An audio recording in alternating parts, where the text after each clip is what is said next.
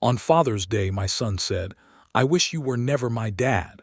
Then he called the police on me. The sun came through the kitchen blinds like a blade, thin, sharp, and unforgiving. I remember that because I hadn't slept. 47 years old, 2 cups of black coffee already in my system, and the house was too quiet, too clean, too empty.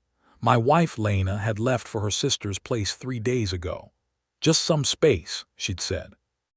But we both knew space was just a polite word for the distance that had been growing between us like a crack in a dam, slow and unstoppable, promising a flood we were too tired to prevent. Today was Father's Day. I wasn't expecting much. A text from my daughter, Maya, who was at college in Oregon. Maybe a late morning call from my son, Eli, who lived in the basement apartment I'd converted for him 2 years ago. He was 22 now. Hadn't held a job in 8 months. Spent most of his days playing first-person shooters and smoking weed I could smell through the vents, a bitter, sweet odor that drifted up like a confession I wasn't ready to hear. I loved him anyway. That's what fathers do. We love the unlovable parts because we remember when they were soft and small and fit in the crook of our arm, when their tiny fingers wrapped around our thumb and held on like we were the only solid thing in a spinning world. At 9:47 a.m., I heard his door open downstairs, heavy footsteps on the carpeted stairs. Each step was a drumbeat, slow and deliberate, measuring something I couldn't name. I straightened my posture at the kitchen table, pretending to read the newspaper on my phone. I didn't want to look eager. I'd learned that lesson the hard way. Desperation repels teenagers like garlic repels vampires, like sunlight repels the things that crawl in the dark. I scrolled through headlines I'd already read, my eyes not seeing words, my ears straining for the creak of the third stair from the top, the one that always groaned under his weight.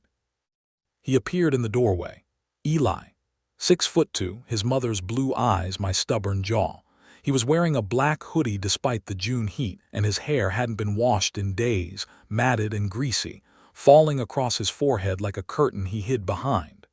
In his hand was a folded piece of construction paper, the kind from a child's art set, the kind teachers give to kindergartners for Mother's Day crafts. Red, with a crude crayon heart on the front, lopsided and smudged, the heart of a child who never quite learned to color inside the lines. My heart did something stupid. It leaped. It forgot every cold shoulder, every slammed door, every silent dinner.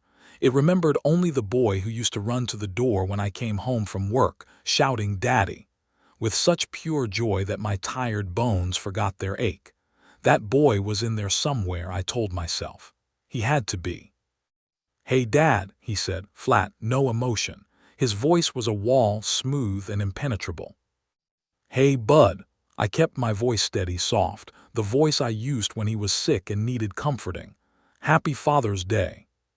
He walked over and dropped the card on the table like it was evidence, like he was presenting a crime scene photograph. Then he stood there, hands in his hoodie pocket, rocking on his heels, waiting. His eyes were hollow, the kind of hollow that comes from sleepless nights and too many thoughts chasing each other in the dark. I opened the card. My fingers trembled slightly. I steadied them against the table. Inside, in his messy, almost childish handwriting, it said, "To the man who gave me half his DNA and none of his time, Happy Father's Day. I wish you were never my dad." Underneath, he'd drawn a stick figure hanging from a noose. The stick figure had my bald spot, the one I'd been self-conscious about since I turned 40, the one Lena used to kiss and tell me I was still handsome. The noose was drawn with careful precision, each strand of rope detailed, the stick figure's neck bent at an unnatural angle. I read it twice, 3 times, 4. My brain refused to process it. This was the same boy who used to crawl into my bed after nightmares, his small body shaking against mine, whispering about monsters under his bed. The same one who cried when I dropped him off at kindergarten, his face pressed against the car window, tiny hand waving until I was out of sight. The same one who, at 12, told me I was his hero because I'd fixed his bike chain, looked at me with such adoration that I felt like I could move mountains. This same boy had drawn my corpse. "Eli," I started, but my voice cracked. "Don't," he cut me off. "Don't do the wounded dad voice. I've heard it my whole life. The 'I'm so disappointed' sigh. The 'after everything I've done for you' speech. Save it. I've memorized it." I put the card down carefully, as if it might explode, as if the words might crawl off the page and bite me. "Why would you write this? Why would you?" "'Cause it's true." He crossed his arms tighter, a shield against something. "You were never there, Little League, you sent Mom. She sat in the bleachers in the rain while you closed deals. School plays, Mom filmed every single one while you were on a plane somewhere. My 16th birthday, you were in Tokyo for a business trip. You didn't even call until 11 p.m. my time. I waited by the phone for 6 hours. 6 hours, Dad, I counted. I was so excited. I thought maybe this time you'd remember. Maybe this time you'd surprise me. You didn't." I opened my mouth to defend myself, to explain that I was building a company to pay for his college, his future, his life. To tell him about the sleepless nights, the missed meals, the stress that turned my hair gray before its time. But he held up a hand, and the gesture was so final, so dismissive, that my words died in my throat. "I'm not finished. When Mom got sick 2 years ago, the cancer scare, you know where you were, in a board meeting. You answered your phone and said, 'Can this wait?' She was crying, Dad. She was crying, and you asked if it could wait. I was there. I held her hand. I took her to the hospital. I sat in the waiting room for 8 hours alone because I was too scared to call you and hear your voicemail again. And when she got the all clear, you sent flowers, flowers, not even a phone call. Flowers." That one landed. That one went straight through my ribs and into something wet and vital, something I didn't know could still bleed. "I was terrified," I whispered. The words came out raw, scraped from the bottom of my chest. "I didn't know how to handle it, so I buried myself in work. It was cowardly, I know that now. I know it was wrong, but I didn't know how to be scared, Eli. I only knew how to be busy." "Cowardly?" He laughed, a sharp, broken sound that cut through the kitchen air like shattered glass. "That's a nice word for it. You know what I called it? Absent. You were absent, not just from the hospital, from everything, from my life, from my childhood, from every single moment that mattered. And then you wonder why I dropped out of community college, why I can't get my life together, why I smoke weed and play games and don't leave the house. Because I never had a father who showed me how to be a man. I had a shadow that occasionally sent money, a ghost that signed checks." I stood up. I don't know why, maybe to reach for him, maybe to defend myself, maybe just to move, to do something, anything. But he stepped back so fast he nearly tripped over the chair. "Don't touch me," he said. His voice cracked, the first break in his armor. His eyes were wet, tears he was fighting with every muscle in his face. "Don't you dare touch me." "Eli, I'm your father." "No," he pulled out his phone. His hands were shaking. "You're a stranger who lives upstairs, a man who shares my last name and nothing else. And I'm done pretending. I'm done waiting for you to show up. I'm done hopping. I'm done." He dialed 3 numbers. I heard each beep like a gunshot. The operator's voice came through the speaker, tinny and distant. 911, what's your emergency?"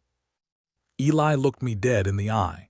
His face was wet now, tears streaming down his cheeks, but his voice was steady, cold, rehearsed. "I'd like to report a domestic disturbance," he said. "My father is threatening me. He's violent. He's been drinking. Please send someone." I didn't move. I couldn't. My body had turned to concrete, my feet rooted to the kitchen floor. I watched my son, lie to a dispatcher with the calm precision of someone who'd rehearsed this moment 1,000 times in front of a mirror.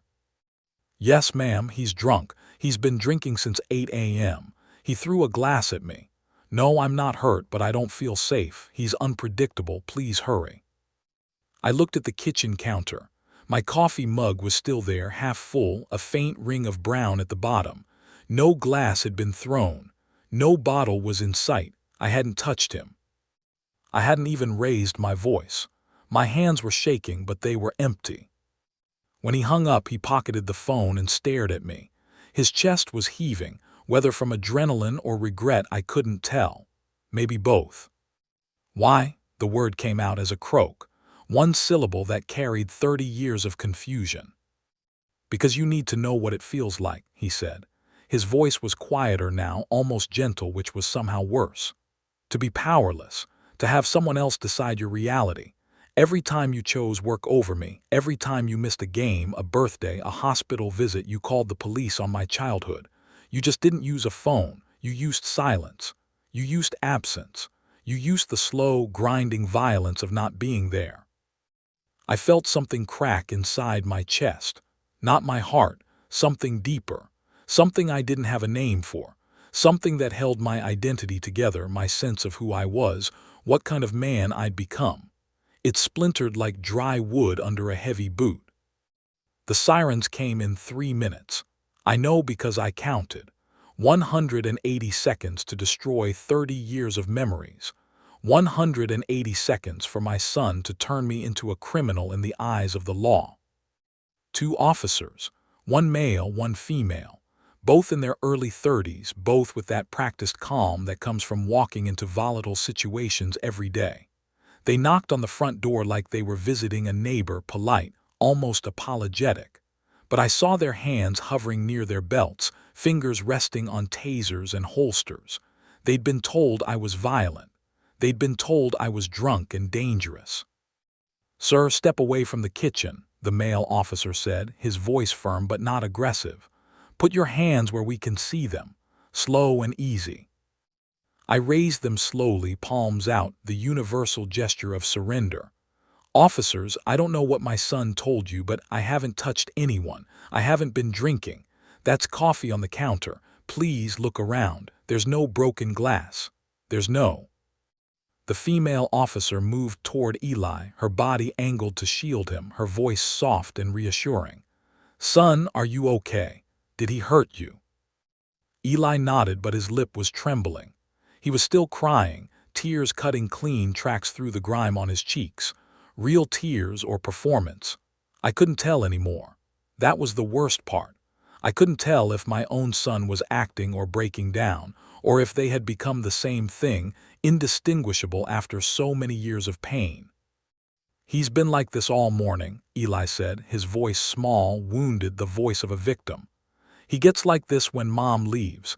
He takes it out on me. He throws things, he screams. I'm scared of him." The male officer turned to me, his eyes hard. "Sir, we're going to need you to come with us.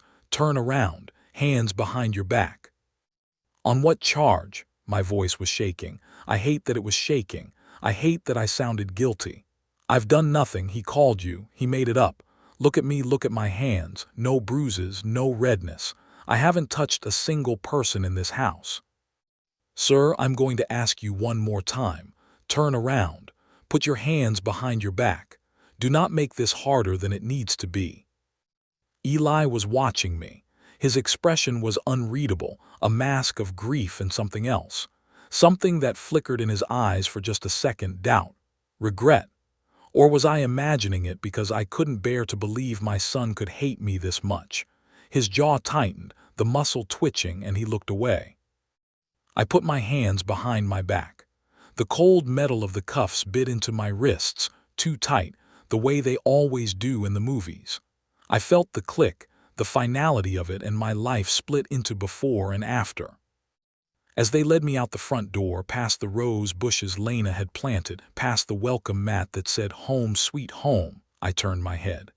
"Eli, I love you. I have always loved you. Whatever you think I did or didn't do, I love you. That has never been a lie, not once, not ever." He looked away, but not before I saw his jaw tighten further. Not before I saw him bite the inside of his cheek so hard it must have drawn blood. Not before I saw his hands ball into fists at his sides, trembling. The female officer lingered behind, speaking to him in a low voice. I heard fragments as the male officer guided me toward the patrol car. "Can press charges if you want. Temporary restraining order is an option. Women's shelter if you need somewhere to go." Women's shelter. For my 6'2", 22-year-old son. The absurdity of it almost made me laugh. Almost. But the laugh died somewhere in my throat, replaced by a sob I swallowed down like broken glass. They put me in the back of the cruiser. The door slammed. The world went quiet, muffled behind the partition. I watched through the window as my house grew smaller, my son growing smaller with it, a figure in a black hoodie standing in the doorway, watching me go. I thought about all the times I'd left for business trips, waving goodbye from the driveway while he stood at the window, his small hand pressed against the glass. I thought about how I'd told myself it was okay, he'd understand when he was older. I thought about how wrong I was. The holding cell smelled like bleach and bad decisions. It was small, 8 feet by 6, with a plastic bench bolted to the floor and a steel toilet in the corner that hadn't been cleaned properly in weeks. I sat on the bench, my hands free now but my wrists still aching, and stared at a wall that had seen 1,000 men just like me, middle-aged, bewildered, wearing the wrong kind of shame. Men who'd made terrible choices. Men who'd lost everything. Men who never saw it coming. They'd taken my phone, my wallet, my belt, my shoelaces. They'd taken my dignity in a plastic bag with my name on it. I sat there for hours or maybe minutes. Time moves differently when you're waiting for your life to collapse. I replayed the morning on a loop. The card, the words, the phone call, the sirens. I kept coming back to the stick figure hanging from the noose. My bald spot. My broken neck. 3 hours passed. Or maybe 4. A guard brought me a cup of water and a sandwich that tasted like cardboard. I ate it because I didn't know what else to do. I drank the water because my throat was raw from holding back tears. Finally, a detective came. His name was Rodriguez, a stocky man in his 50s with gray in his beard and kind eyes, the kind that had seen too much to be surprised by anything. He opened the cell and led me to an interrogation room, a small windowless space with a table, 2 chairs, and a camera in the corner blinking red. "Mr. Callahan," he said, sitting across from me. He slid a cup of coffee toward me, real coffee, black. I wrapped my hands around it and let the warmth seep into my fingers. "Your son recanted." I blinked. "What?" "He called back about an hour ago. Said he made it up. Said he was having a mental health episode and he's sorry. He doesn't want to press charges. He said you didn't touch him, didn't threaten him, didn't drink anything but coffee. He told the dispatcher the truth." I let out a breath I didn't know I'd been holding. It came out in a shudder, my whole body shaking with the release. "So I can go." "You can go." He leaned forward, his elbows on the table, his voice dropping to something more intimate. "But I've got 2 kids of my own, a boy and a girl. So I'm going to tell you something off the record. That boy of yours, he's screaming for help. Not the kind of help you can give by paying for therapy. Not the kind where you throw money at a problem and hope it goes away. The kind where you sit in the mud with him and get dirty. The kind where you listen without fixing. The kind where you show up, day after day, even when he pushes you away. You understand me?" I nodded. I understood. I'd understood for years. I just didn't know how to do it. I'd been so afraid of failing that I'd stopped trying entirely. "He's staying at a friend's house tonight," Rodriguez continued. "He didn't want to go back to the house, said he needed space. He also said he couldn't face you, not after what he did." Space, that word again. The same word Lena had used, the same word that had hollowed out my marriage. "Do you know where?" I asked. "The friend's house, I need to talk to him." "Can't tell you, confidentiality. Even if I knew, I couldn't share it, but I will tell you this, he left something for you at the front desk." He slid a folded piece of paper across the table, a familiar red square. The card. I opened it with trembling hands. The front was the same, the crayon heart, lopsided and smudged. But on the back in pencil, Eli had added a new message. "I didn't know what else to do. I wanted you to feel what I feel. Empty, powerless, invisible, but now I just feel worse. I feel like a monster. I'm sorry. Or I'm not sorry. I don't even know anymore. I don't know who I am. Don't look for me. I'll come home when I'm ready, when I can look at you without wanting to hurt you or hug you. E." I read it 7 times. Each time, the words blurred a little more, until I couldn't see through the tears. 7 times I read that his soul was as broken as mine. 7 times I failed him again by not being there when he needed me most. Detective Rodriguez walked me out.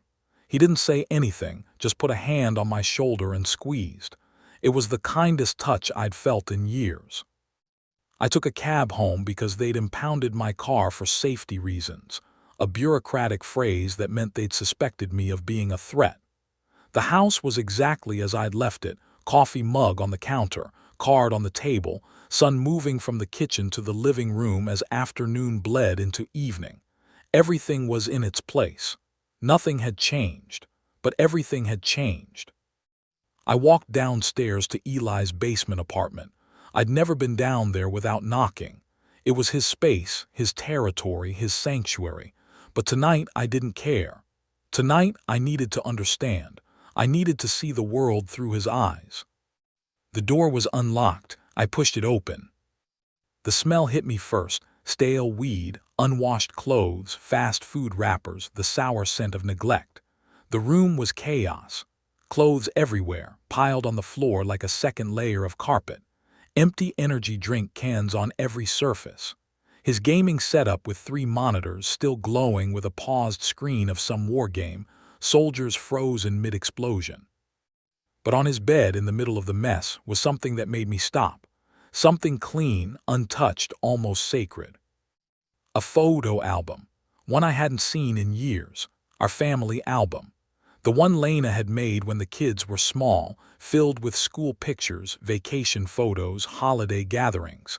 The one we'd looked at together when the children were asleep, laughing at the memories. I sat on the edge of his bed and opened it. The first page, Eli at 3 years old sitting on my shoulders at the zoo. His little hands gripping my hair like reins, his cheeks round with baby fat, his smile huge and gap-toothed and pure. I remembered that day. I'd taken off work one day, just one, and I'd been anxious the whole time, checking my phone, worrying about emails. In the photo, I was smiling. I looked happy. Maybe I was happy and just forgot. Maybe I'd spent so much time pretending to be present that I'd forgotten what it actually felt like. The next page, Eli at 7 holding up a fish he'd caught with me at Lake Tahoe, a tiny trout no bigger than his hand. I'd helped him reel it in, my hands over his, guiding the rod. He'd been so excited he'd jumped in the lake fully clothed. I'd laughed. I'd carried him back to the car wrapped in a towel. In the photo, he was beaming, holding that fish like a trophy. I remembered telling him that night, "We'll do this again next year." We never did. I was too busy. The next page, Eli at 12 wearing a baseball uniform, cap pulled low, bat over his shoulder. I wasn't in that photo. Lena was. She'd taken him to every game, every practice, every team dinner. I'd come to exactly 2 games, 2, in 4 years. I remembered promising to come to more. I'd broken that promise 37 times. I counted them once in a moment of self-flagellation. 37 times I'd said next time and not shown up. The next page, Eli at 16 holding his learner's permit, that awkward adolescent smile. I wasn't in that photo either. I was in Tokyo. I'd called to say congratulations. He hadn't answered. I'd left a voicemail. He'd never called back. The next page, Eli at 18, graduation day. Cap and gown, holding his diploma, that forced smile. Lena stood beside him, glowing with pride. I was in the background, blurry, talking on my phone. Someone had taken a candid shot. I didn't remember the call. I didn't remember anything about that day except rushing to the airport right after the ceremony because I had a 6 p.m. flight to Chicago. The next page, Eli at 20 holding a guitar he'd taught himself to play. His hair was long then, down to his shoulders, and there was a look in his eyes that I didn't recognize, something distant, something sad. I wasn't there. I was at a conference in Dallas. Lena had sent me the photo. I'd replied with a thumbs-up emoji. I remembered thinking, he's learning guitar, that's nice. I didn't ask if he was happy. I didn't ask if he needed anything. The next page, Eli at 21. No photo, just a blank page with a note in his handwriting, the ink smudged as if by tears. The year Dad forgot my birthday entirely. Not even a text, not even a sorry I missed it. Just silence. I closed the album. I couldn't look anymore. I sat there on his bed in his room, surrounded by the wreckage of his adolescence, and I did something I hadn't done in 20 years. I cried. Not the manly, silent, tear-down-the-cheek kind. Ugly crying. The kind that comes from your gut and makes your whole body heave. The kind that scares you because you realize you've been holding it in for decades, saving it for a moment you'd never expected to come. The sobs tore out of me, raw and animal. I bent forward, my forehead touching my knees, and I let it all out. The regret, the shame, the years of denial, the desperate hope that I could go back and do it differently. I cried for the boy I'd abandoned. I cried for the man I'd become. I cried for the father I should have been and never was. And in that moment I finally understood. He didn't hate me for what I did. He hated me for what I didn't do. I was never there. And when I was only half there. My mind always somewhere else, always on the next deal, the next deadline, the next escape from the terrifying intimacy of being a father. I told myself I was providing. I told myself I was building a future. But the future I was building didn't include me. It was a future where I was a paycheck, not a person. A bank account, not a dad. A signature on a check, not a hand to hold. And on Father's Day, my son had given me the only gift I deserved. The truth. The terrible, unvarnished, devastating truth.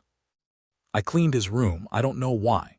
Maybe because cleaning felt like action and action felt like hope. Maybe because I needed to do something, anything, to prove I could be useful. I bagged the trash. I gathered the laundry, filling 2 huge baskets.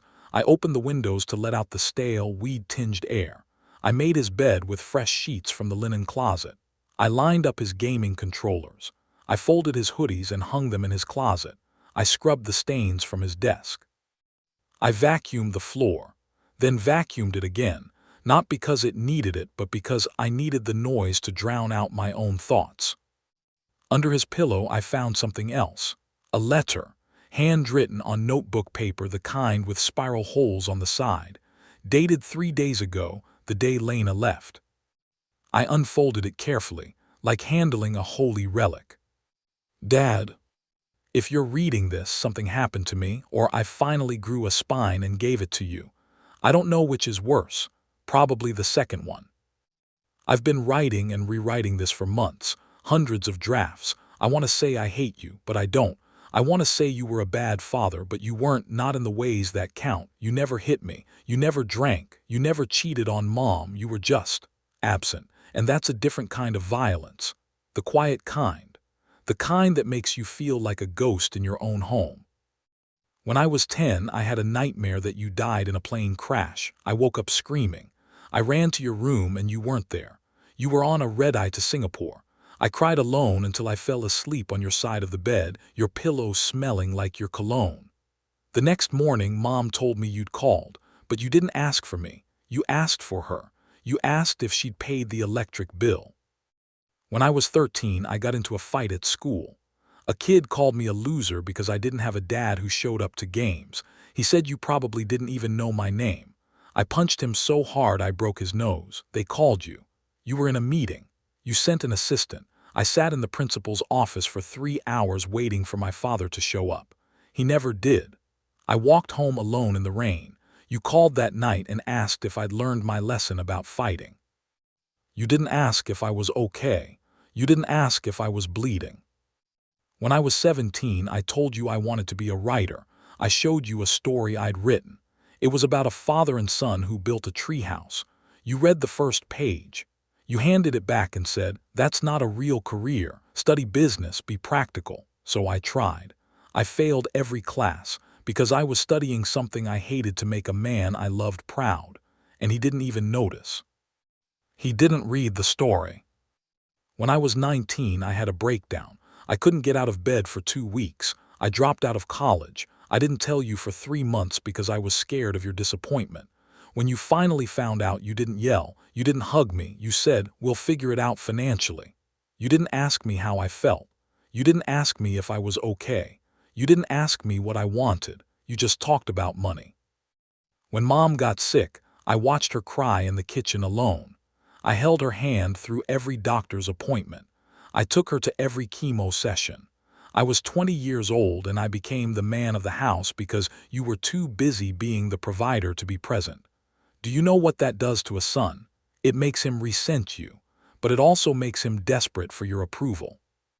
Because somewhere inside, in some small, broken place, he still believes that if he's good enough, strong enough, reliable enough, maybe then his father will finally see him.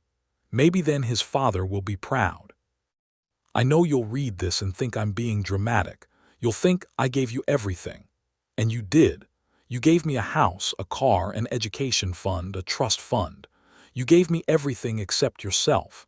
And now I have all this stuff and no memory of you being there for any of it. I have your money and none of your time. I have your name and none of your presence. On Father's Day, I'm going to do something terrible. I don't know what yet. Maybe I'll say something unforgivable. Maybe I'll call the police. Maybe I'll just leave and never come back. But I need you to feel what it's like to lose a son, even if it's just for a day, even if it's just an hour, even if I come back broken and begging for forgiveness. I need you to hurt the way I've hurt. I love you, Dad. That's the problem. If I didn't love you, I could just walk away. I could move to another city, change my name, never think about you again. But I can't. Because somewhere in the middle of all this emptiness, you're still the man who taught me to ride a bike. You're still the man who held my hand when I got my first shot. You're still the man who carried me to bed when I fell asleep on the couch. You're still the man who taught me to fish, even if we only went once.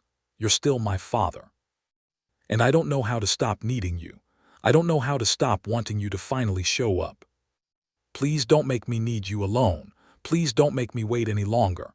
I'm so tired, Dad. I'm so tired of being angry. I'm so tired of missing you. Eli. I read the letter 4 times. Each time I found new wounds I'd inflicted, new moments I'd stolen from him without realizing. Each time I saw myself through his eyes, a man who was always leaving, always busy, always too important for the small things that actually matter. Then I called his phone. It went straight to voicemail. I left a message, my voice thick with tears I couldn't hold back. Eli, it's Dad. I read your letter. I understand now. I understand everything. I was wrong. I was so wrong and I'm so sorry. I don't know how to fix it. I don't know how to take back all the years I missed. But I'm going to try. I'm going to try every single day for the rest of my life. Please come home. Please let me be your father, really be your father, not the paycheck, not the shadow, the man who was too scared to be present. I'm not scared anymore. I'm ready. I just hope it's not too late. I hung up. I waited. The sun set behind the basement windows, the light fading from yellow to orange to gray. The moon rose, pale and distant, through the small window near the ceiling. I sat in his room, on his floor, my back against his bed, staring at the door. I didn't move. I didn't eat. I just waited. At 9 p.m., I called Lena. She answered on the second ring like she'd been waiting for my call. Her voice was wary, guarded. "Are you okay?" she asked. She'd heard about the police from a neighbor. The news had traveled fast, the way bad news always does. "No," I said honestly. My voice was hoarse from crying. "But I will be. I need you to tell me something, Lena, and I need you to be honest. The birthday when I was in Tokyo, Eli's 16th. I called, I swear I called. I called the house at 6 p.m. his time. Why didn't he talk to me?" Lena was quiet for a long, terrible moment. I could hear her breathing, slow and measured, like she was steadying herself. Then she said, "Because I didn't tell him you called." The floor dropped out from under me, the room tilted. "What?" "David, I was so angry. I was so angry at you for always being gone, for leaving me to raise 2 children alone, for making me feel like a single mother even though I was married. I wanted him to be angry at you too. I thought maybe if he was angry enough, he'd push you to change. I thought maybe if he stopped loving you, you'd finally notice what you were losing. It was stupid. It was cruel. I've regretted it every single day for 6 years. I was going to tell you. I told myself I would. I just never found the right moment. I was too ashamed." "Lena," I couldn't finish. The word came out as a broken whisper. "I'm sorry," she said, and I could hear her crying too. "I made it worse. I made everything so much worse. I didn't just leave you, I left him with a story that wasn't entirely true, and he built his whole identity around that story. He made you the villain and I let him. Because it was easier than admitting I was also angry, also lost, also failing. That's on me, David, that's on me. I wanted to scream. I wanted to break something, throw something, hurt something. But instead, I just sat there, absorbing the truth. The truth that my wife had betrayed my relationship with my son. The truth that I had given her every reason to. The truth that we were both broken people trying to love a child we kept failing. I forgive you, I finally said. I forgive you, and I'm sorry too for all of it, for never being there, for making you carry everything alone, for being a coward disguised as a breadwinner, for making you so angry you felt like you had to sabotage me to wake me up. She was quiet again. Then softly, "You were never a coward, David. You were just lost. We both were. We were two people who didn't know how to ask for help, so we pretended we didn't need it." We talked for an hour. It was the longest, most honest conversation we'd had in years. We talked about the kids, about our marriage, about the fear that had driven us apart.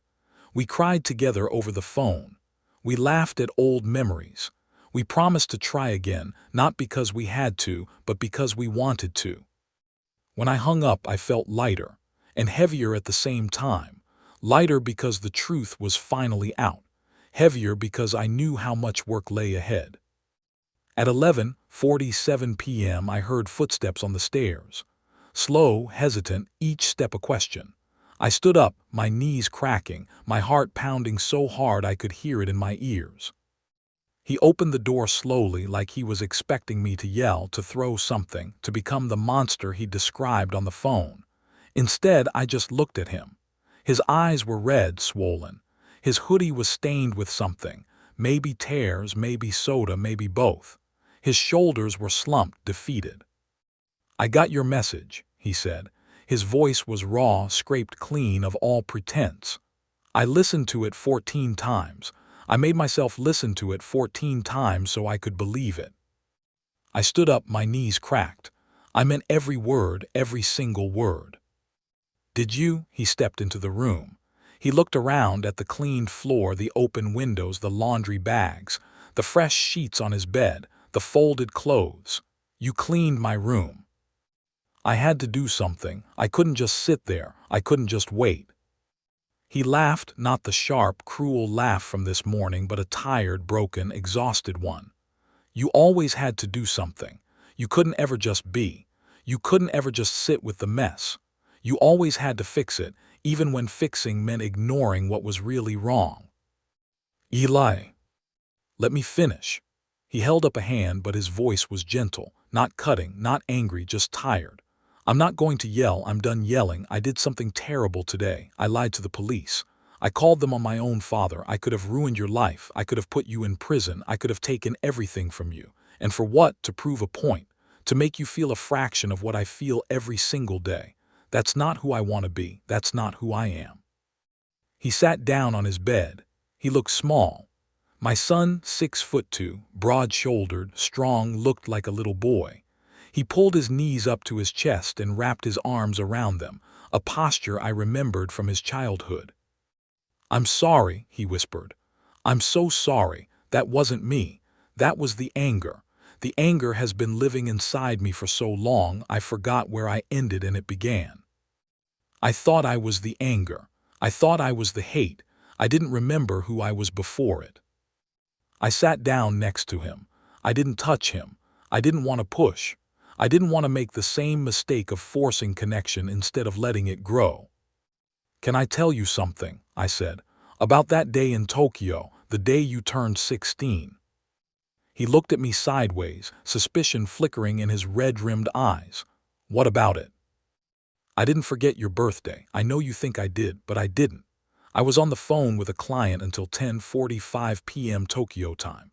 But before that, at 9 a.m. Tokyo time, which was 6 p.m. your time, I called home. I talked to Mom. I asked her to put you on. She said you were in the shower. She said she'd have you call me back. I waited by the hotel phone until 11 p.m. You never called. I waited, Eli. I waited 6 hours, the same way you waited for me." Eli's face went pale, the color draining so fast I thought he might be sick. What? That's not what Mom told me. She said you never called at all. She said you forgot. She said you were too busy. I know, I took a breath. I just talked to her. She admitted she didn't tell you I called. She was angry at me rightfully, and she wanted you to be angry too. She wanted you to push me to make me change. It was wrong. She knows it was wrong. But it doesn't change the fact that I should have tried harder. I should have called again. I should have called your cell. I should have called the house at midnight. I should have flown home. I made choices, Eli. And some of those choices were based on what I was told, but most of them were based on fear. Fear of what? His voice was small, curious, like a child asking about monsters. Fear of failing you, fear of being a bad father, fear of intimacy, fear of not knowing how to be close to a son who was growing up and didn't need me the same way.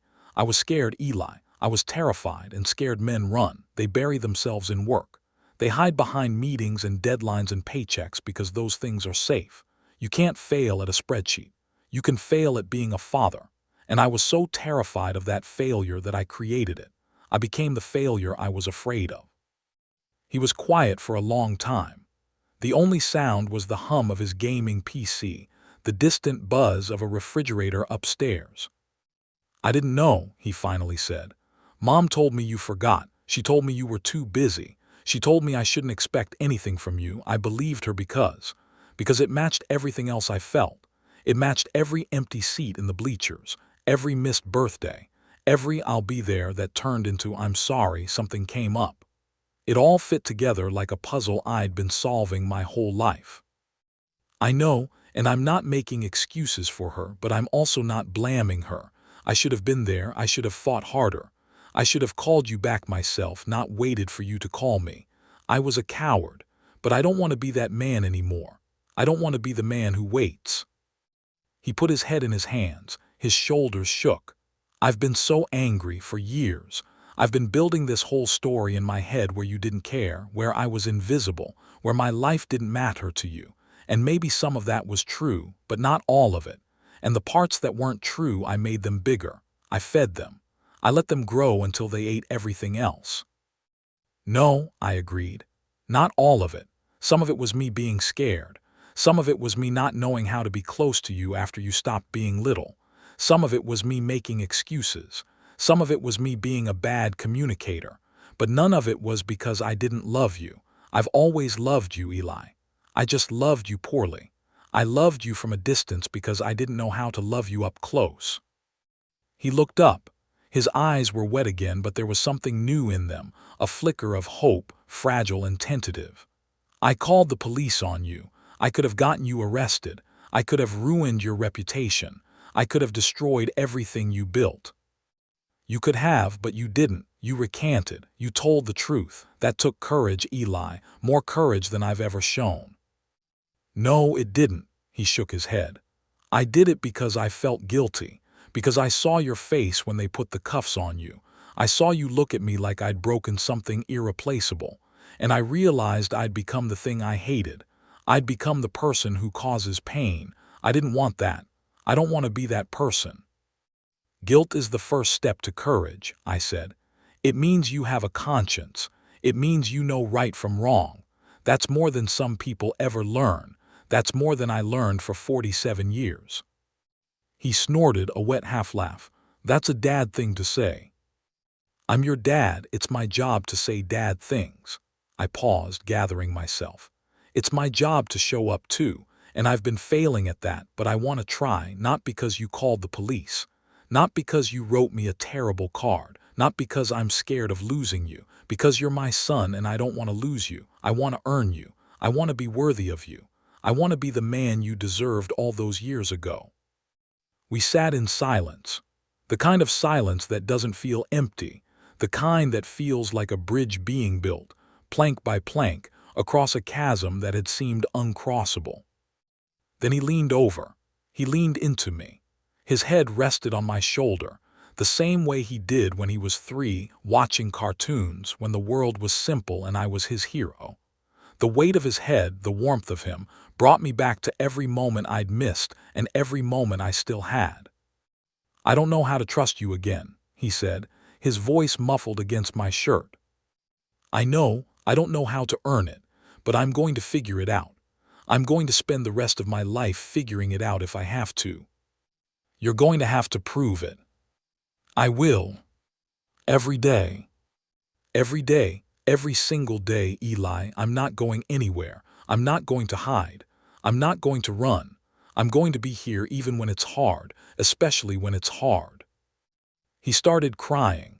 Not angry crying, not performative crying. The kind of crying that comes from a place so deep it doesn't have words, a place where years of pain finally find release. I put my arm around him. He didn't pull away. He leaned in closer, his whole body shaking with sobs he'd been holding back for years. For the first time in 15 years, I held my son. Really held him. Not a quick hug before a business trip. Not a pat on the back after a game. A real, long, desperate embrace that said everything I couldn't put into words. We sat there for hours. The night deepened. The room grew cold. Neither of us moved. Eventually, his sobs quieted to hiccups and his hiccups faded to silence. He fell asleep on my shoulder, his breathing slow and even, his face peaceful in a way it hadn't been in years. I didn't move. I didn't sleep. I just sat there, holding my son, and made a vow to myself and to him. I would not miss another moment. I would not choose work over him again. I would not be a shadow. I would be a father. I woke up on his floor. I'd fallen asleep against his bed, my back against the frame, his hand dangling off the edge, brushing my shoulder. He was still asleep, snoring softly, his face relaxed, his mouth slightly open. For a moment, he looked like the little boy I remembered. I made coffee. I made eggs. I didn't push.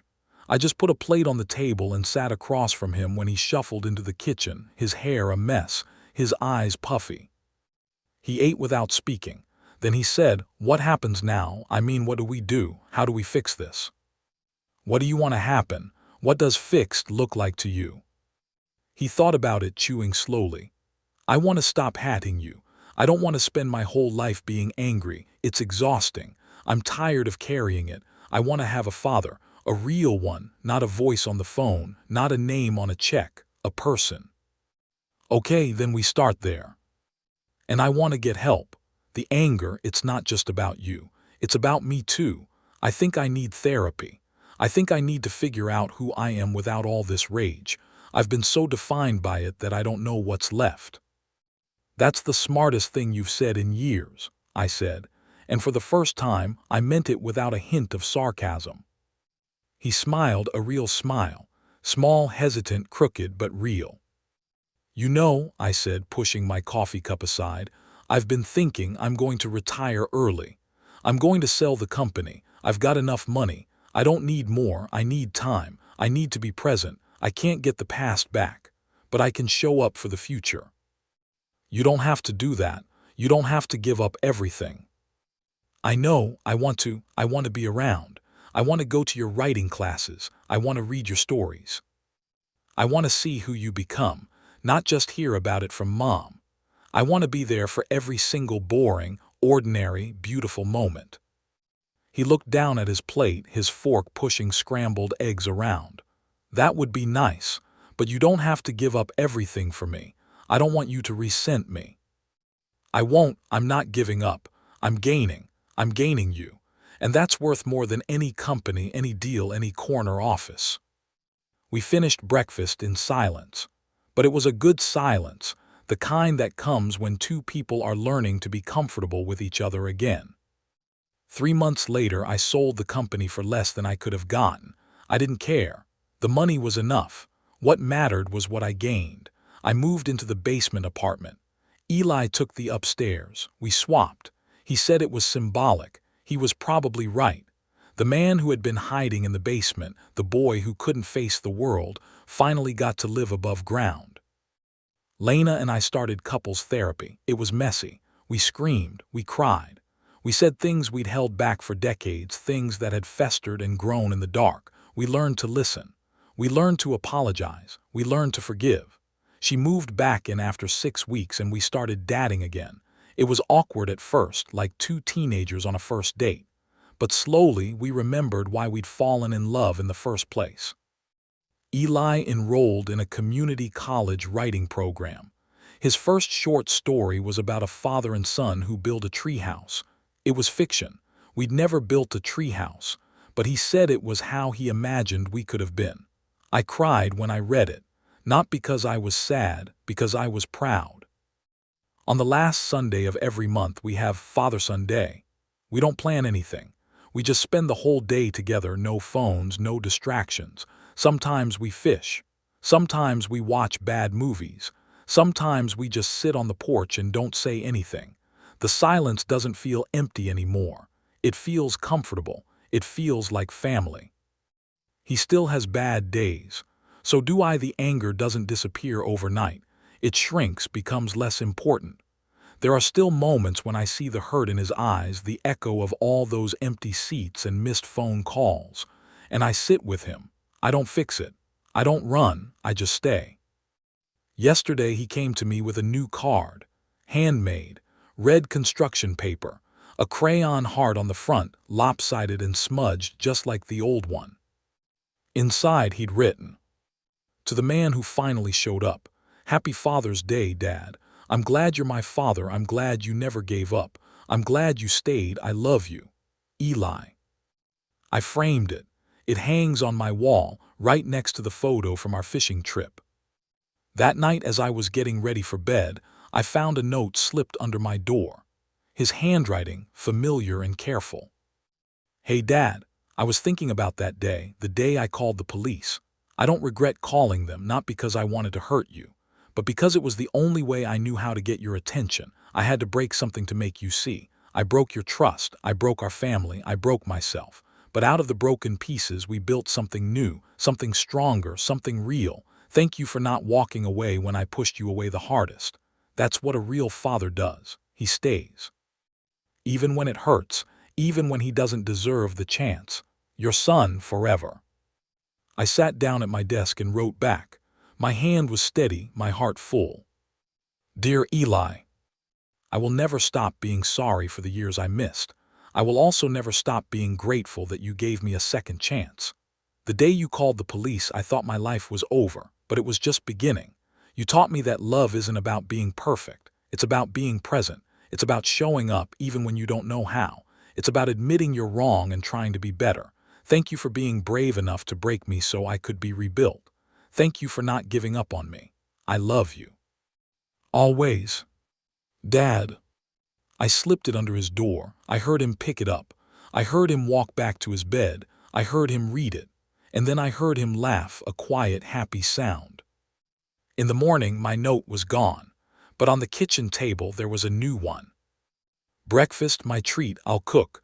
Warning, I only know how to make pancakes and I burn them sometimes, but I'll try. Eli." I smiled, a smile that reached my eyes, my heart, my soul. And for the first time in 22 years, I sat at the breakfast table with my son and didn't think about work. Didn't think about the past. Didn't think about anything except the sound of his laugh and the smell of burned pancakes. He burned them just like he said he would.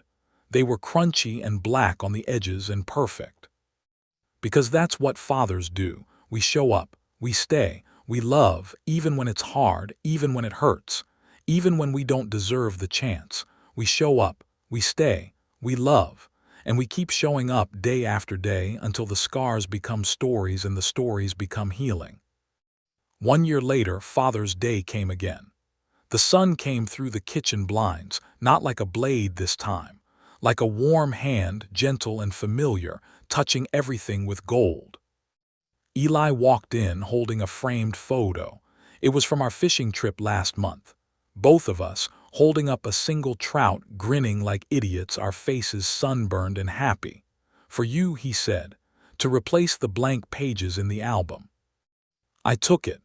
I placed it on the mantel, right next to the card he'd given me last week, right next to the letter he'd written, right next to the stick figure I'd kept as a reminder of how close we came to losing each other. "Happy Father's Day, Dad," he said. I pulled him into a hug. He hugged me back, tight, real, the kind of hug that says everything words can't. "Happy Father's Day, son," I said. "Thank you for not giving up on me. Thank you for showing me how to be a father. Thank you for teaching me that it's never too late." He pulled back, his eyes glistening. "You're not going to cry, are you?" he asked, grinning. "Probably," I said. "I'm a dad now. I'm allowed to cry." We both laughed, then we ate burnt pancakes, then we went fishing. And I realized something standing on the shore of that lake with my son beside me. The day he called the police, he didn't destroy me. He saved me. He saved us. He broke the silence. He shattered the wall. He forced us to see each other, really see each other, for the first time in decades. He called the police on me, and it was the bravest thing he ever did, because it was the last cry of a son who refused to be invisible. I finally heard him, and I will never stop listening. The end.